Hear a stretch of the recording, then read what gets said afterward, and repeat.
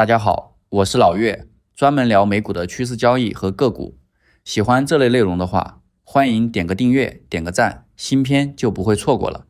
今天聊特斯拉刚出的二季度财报，加上今天股价一天跌了1成多，我把这份财报好好拆一拆，先客观讲清楚发生了什么，为什么大跌，行业里大家怎么看，后半段再说说我个人的看法。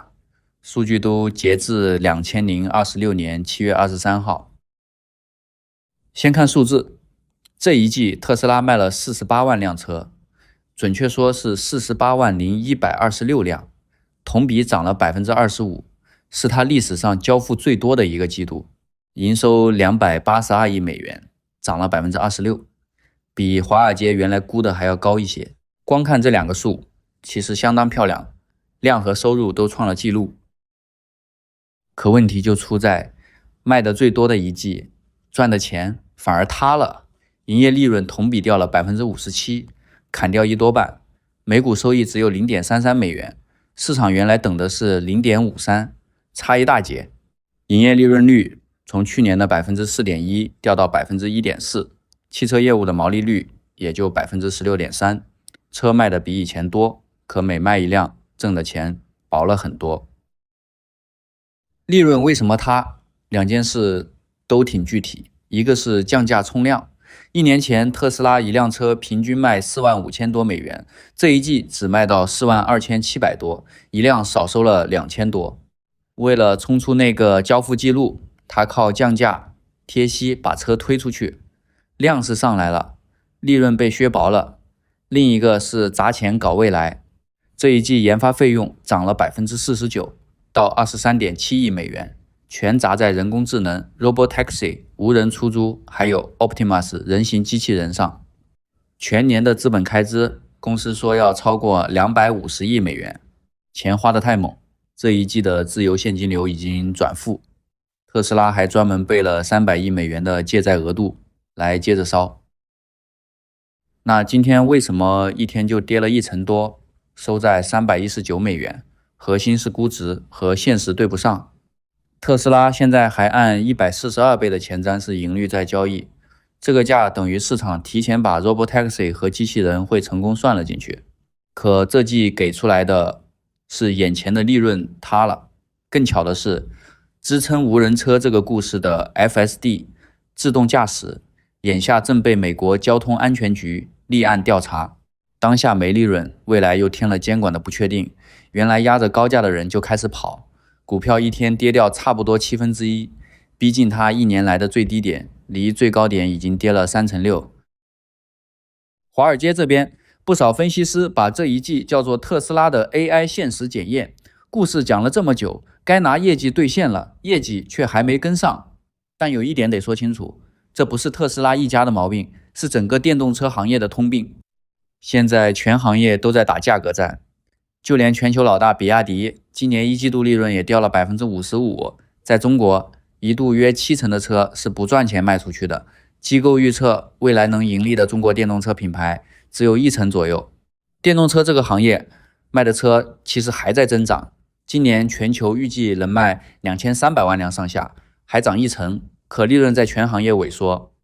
特斯拉碰上的正是这个大环境，量在涨，价在崩，利润被价格战碾平。再加上美国把7500美元的购车补贴取消了，它最依赖的美国市场需求又断了一截。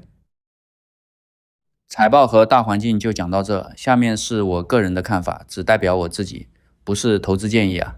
我的第一个判断，特斯拉现在依然偏贵，为什么？因为单纯靠卖电动车，这个利润是很难做起来的。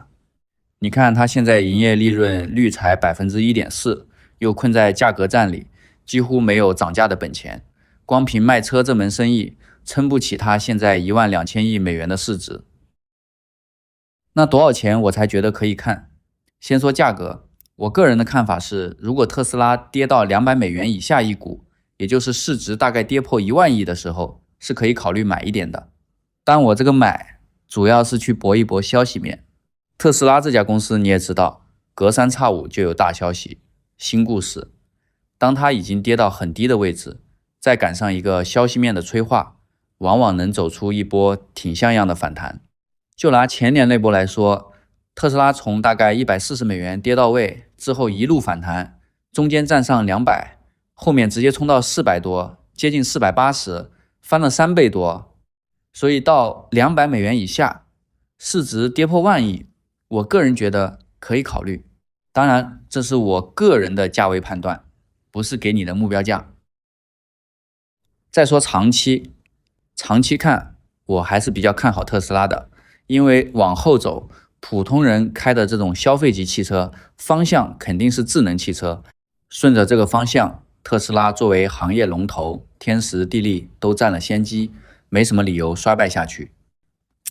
我甚至觉得，就算它的 Robotaxi 和 Optimus 机器人这2个赌注最后都失败了，光是电动车这块业务，未来10年也撑得起1万亿市值。为什么这么说？一个是钱本身在贬值，也就是通货膨胀，10年以后的1万亿，实际购买力早就不到今天的1万亿了。另一个是10年后特斯拉的电动车业务，我想应该已经稳定盈利了，销量也能保持在不错的水平。整个电动车行业只要继续往上走，它作为龙头也是水涨船高，所以怎么算它都值1万亿，至少1万亿。单从价格看，$200以下我是敢买的，当然这是当价值投资来做。不过话说回来，如果是做趋势，那现在完全没有趋势可言，而且像特斯拉这种上万亿的巨型公司，本来就不太适合做趋势交易。你想，它市值都1万亿、2万亿，甚至3万亿、4万亿了，想再走出一波很漂亮的大趋势，比登天还难。你比如让英伟达再走一波趋势，它都4万亿、5万亿了，你还能指望它再涨个3倍、5倍吗？很难。特斯拉也一样，能翻个倍就已经很不错了，所以对特斯拉做波段是可以的，当长期价值投资，逢低慢慢买也可以，但想靠它吃一波趋势不现实。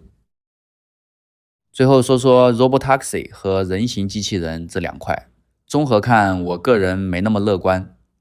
先说 Robotaxi， 在美国这种地方基本是人人都有私家车，你要是买辆特斯拉专门放外面跑，无人出租，想靠它赚钱，我觉得这笔账算不太过来，赚的那点钱对你来说不算多，还不如自己出去开个 Uber。